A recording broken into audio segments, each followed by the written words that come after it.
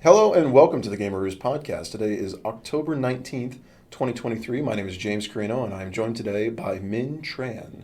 Say hello, Minh. Hello, everyone. How are you doing? I'm doing well. It's the week the after audience. midterm. Not me? The audience. Oh, screw the audience.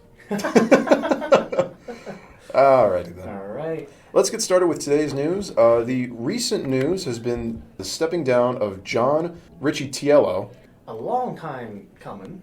because he is the Unity CEO. It's, of course, been mired in a lot of corporate speak, the way that he's stepping down, in the sense where he's resigning from his position, but, the actual details of why he's resigning are rather occluded. But it's safe to say that this has to do with the massive PR failure. just the bad ideas coming from Unity as of late, as we've covered in a previous episode, which may or may not be published. I'm sorry. Yeah, I can talk a little more about Unity's situation, kind of. Yeah, if you want to go ahead before we get into the John Riccitiello stuff. Okay, so good thing for Unity, at least, even though they kind of drop a bombshell to their main customer base, right? Indie gamers, game devs in general, right? Uh-huh.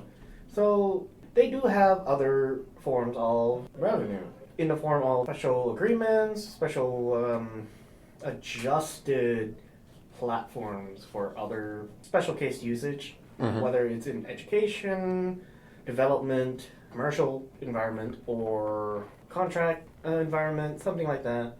And there's also, their own research, since they themselves are also... Research and development house themselves? Yes. Okay. Or same thing as Unreal. They're positioning themselves to have somewhat of a similar model to Unreal, where they kind of research and for the betterment of their own platform, more use cases. Unreal is populating a specific kind of environment within the simulation universe, where they are more grounded in physical engines or physics research, while Unreal, they're trying to capture more of that commercial, more simulation use, commercial use, or corporate use, pretty much. Right. With the ease of use that comes with Unity. As we came to the conclusion in a previous episode, we feel that this decision, specifically by Unity as a company, was in an effort to increase revenue sources and increase the revenue stream that they primarily have through licensing their engine. As well as diversify portfolio and what industry they are heavily invested in. Absolutely. So the massive backlash that, let's be honest, probably led to the CEO stepping down. To be fair, though, as we looked at the stock prices over the course of the previous year and the previous 5 years, it seems that this decision was made more than just for short-term profits. There has been a lot of speculation, at least within the executive suite of Unity, because not just the CEO was selling their stock. Of course, that's a lot of... Well, quite frankly, those are things that we can never truly know. But we can at least assume that these people will make somewhat informed business decisions. Right. To simply assign it to be a rather one-dimensional view of evil or good, I don't think is necessarily a wise decision. It can be viewed multiple ways, but all in all, it's so that they can at least recoup or refocus. Right. Refocus their efforts going forward and competing with their strategy overall. Right.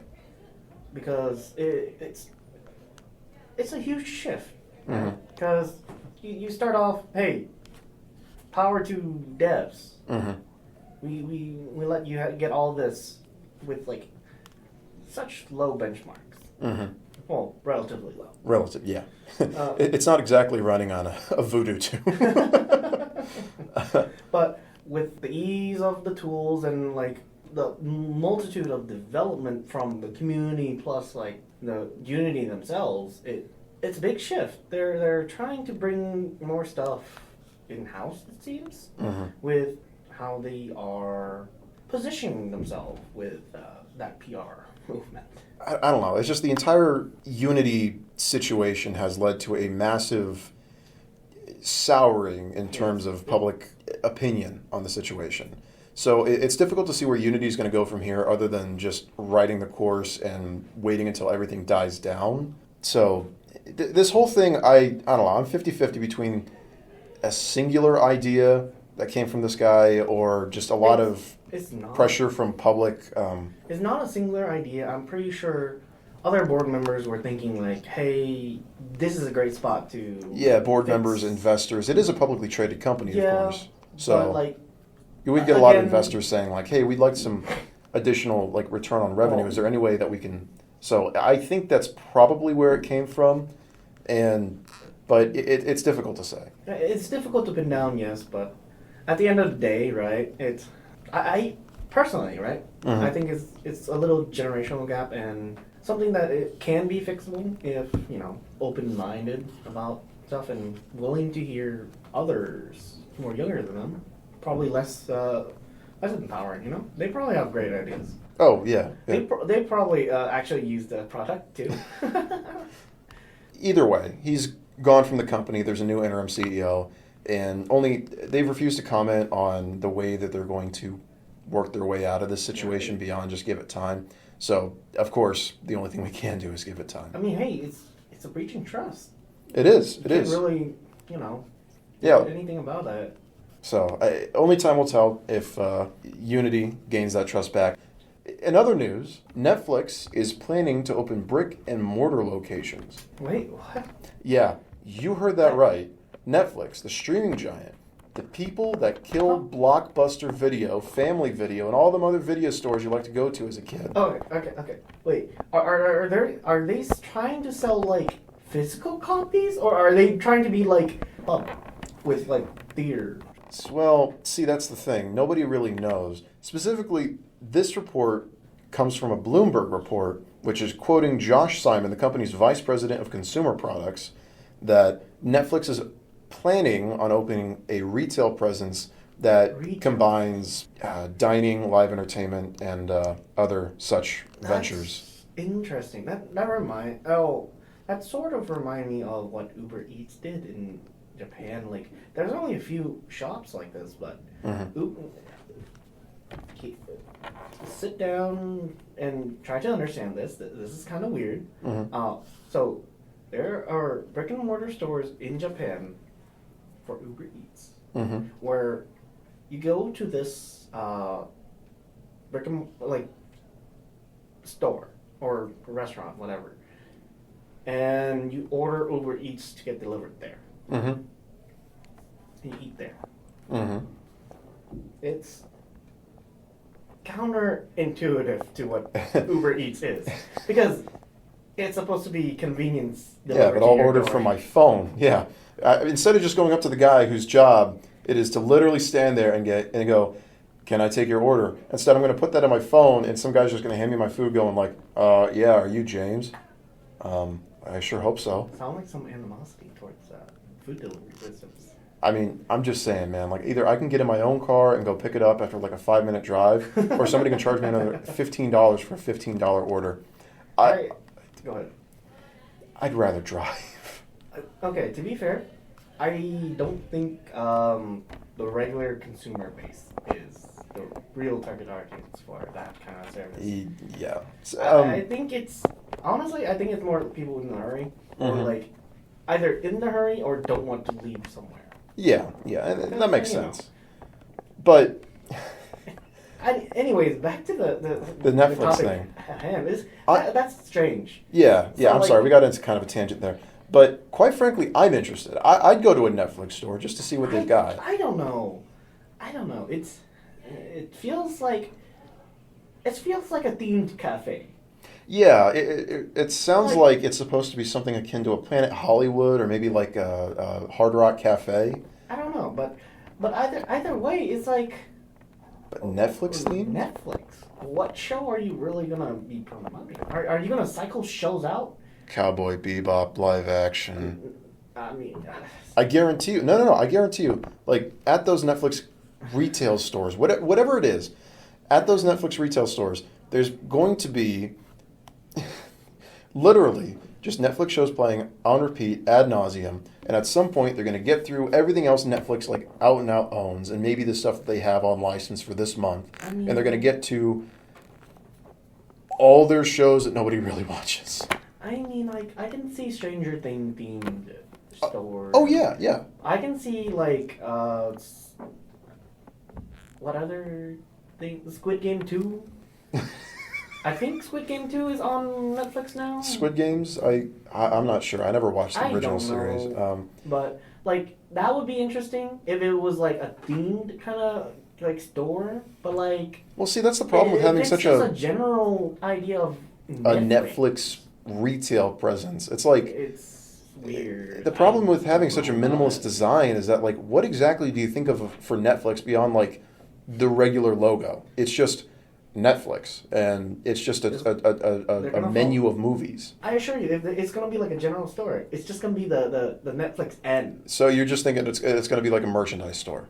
No. They mentioned like the live dining in the eatery. So like I think it's more akin to a theme like like a Planet Hollywood or a Hard Rock Cafe. Like but I've seen so many examples that in Japan with their like promote like animes. With those themed cafes and show off their characters, their merch, or whatever. I believe what this is well, kind of what we were talking about earlier with the Unity proliferation, but the concept in Netflix has a great market presence, and they're saying like, okay, well, how can we diversify our revenue sources? And they're saying like, okay, why don't we throw some money at retail stores or Planet Hollywood-esque areas and see if that turns a profit? Because they're only doing it in a couple of unannounced cities, and these are probably going to be in like metro centers. These are probably going to be in like touristy areas. It's going to be in touristy areas. It's going to be in like high populated areas. Yeah, think of it like they open it up in downtown KC. So on a Saturday night, you can go to Power and Light District. You know, there's the Netflix diner or whatever they call it, and you go in and there's an episode of Stranger Things playing on the screen, and you sit down, you order some Stranger Things themed food, or you order some.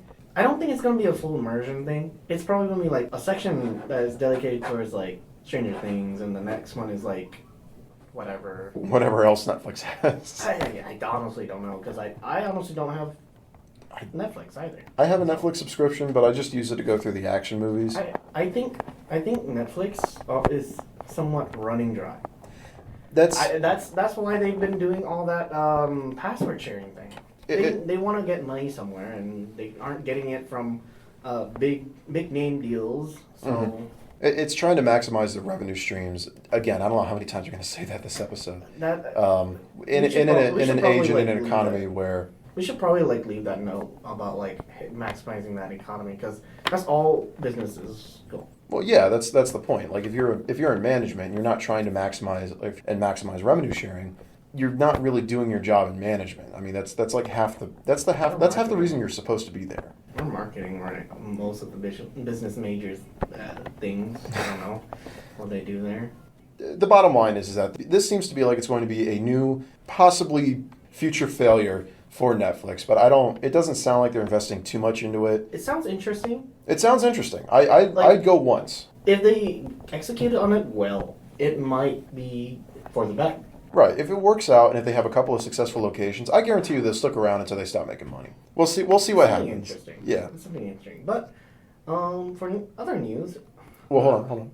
To round out this episode, we have the updates to the American League Championship and the National League Championship for the MLB season. Currently, the Rangers are leading against the Astros 2-1. And the Phillies are leading against the Diamondbacks 2-1. All right, who you were rooting for? Honestly, Who's your star player? I'm still going with the Phillies, if I'm completely honest. I mean, they won against the Cardinals, and that's really the only thing we've got going. Because if it's Arizona, I don't care. If it's Houston, no.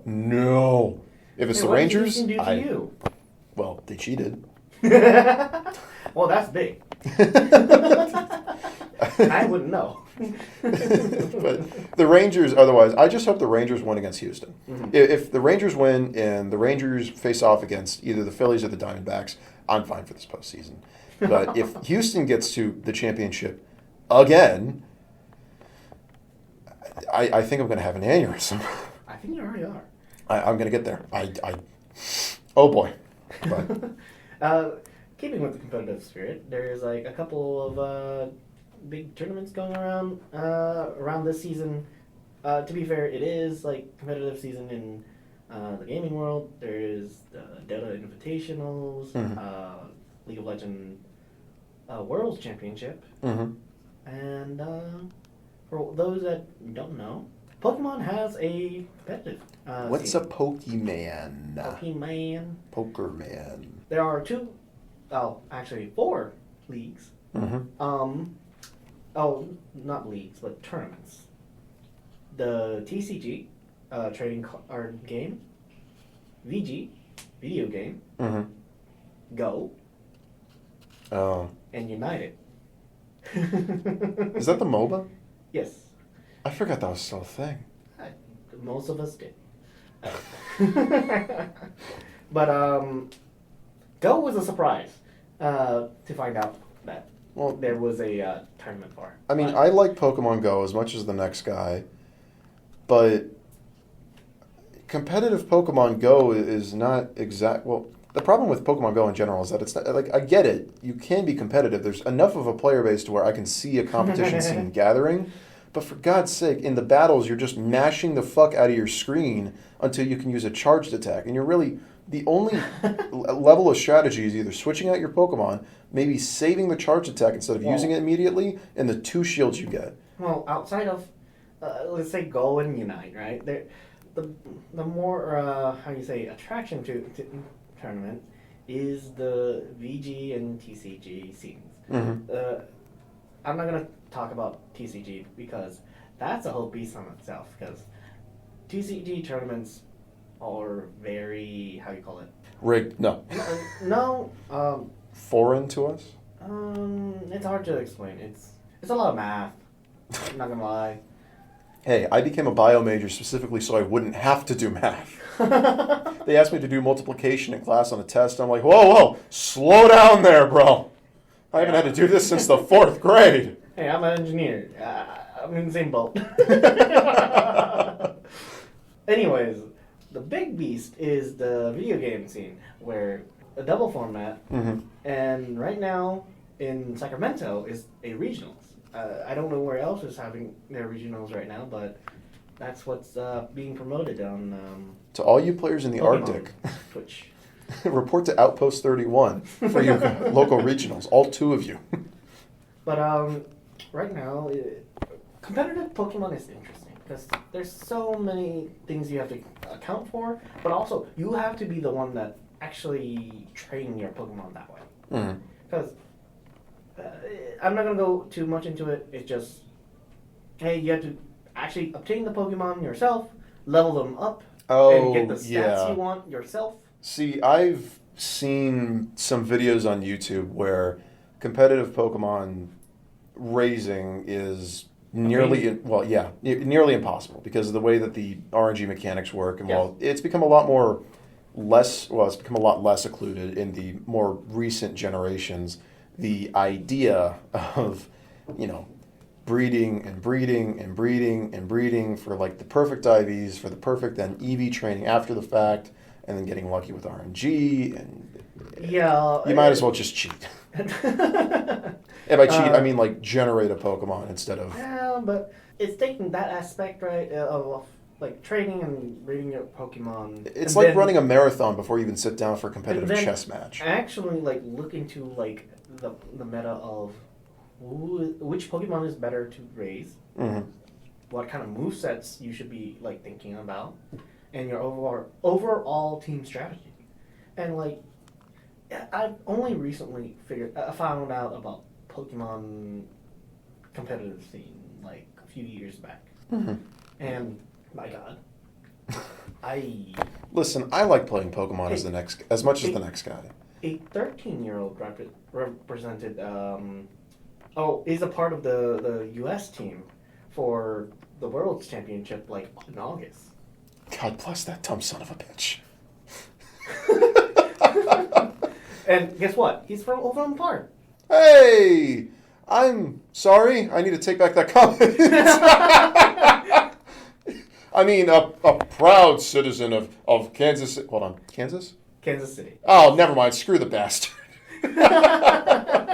I mean, okay, Overland Park is a part of the KC Metro. So. Yeah, KC Metro, not KC Mo. But we just. Hey, best of luck, kid. I wouldn't have done it, but it's already happened. Oh, it did. It was back in August. Oh. Yes. I think. Anyways, this concludes our episode of the GamerRoos Podcast. I'd sincerely like to thank you for listening. I'm going to make no more promises about these release dates because that shit's not happening. And once again, thank you to Minh Tran being here with us. Here's a little question for everyone. What is your most memorable game and why? Tell us your most nostalgic playthrough. Watching Let's Plays doesn't count.